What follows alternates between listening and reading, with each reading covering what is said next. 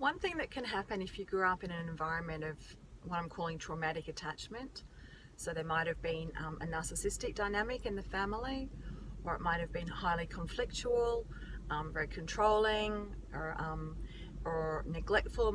Your parents may have been very absent for whatever reason, due to work or mental health, or drug and alcohol issues, or a host of other things.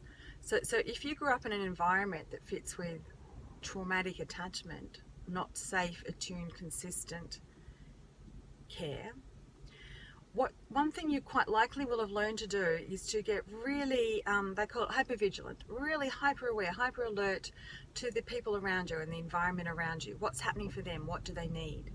You know, is everyone in an okay mood? Do I need to be invisible? Do I need to step forward and solve something?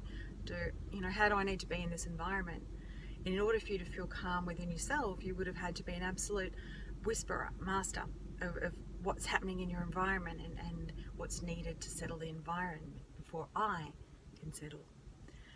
And one of the things that gets missed in that kind of environment is you having a chance to learn how to just listen in to your natural needs and feelings and desires and your movement from within. To retrain yourself, you need to discover what that is for you, discover how that feels in your body and your being, discover how that looks in actions and behaviors. And one nice idea, I think, is to take yourself for an outing, perhaps somewhere different to where you would normally go, and outside of a habit like shopping, and outside of what you think you should do, like a fitness thing. Just take yourself somewhere different and have a little adventure, and keep just tuning in to your inner radar. Do I want to walk or sit?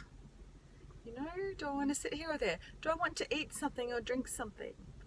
And don't go into a habit. What do I actually feel to eat or drink today?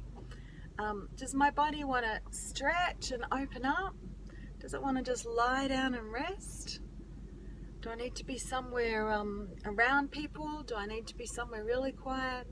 So just taking yourself on a little afternoon adventure, and not thinking from your head about what would be smart, but waiting for the movement, waiting for your body to tell you what it wants, and listening to it and taking an action on that without judging it.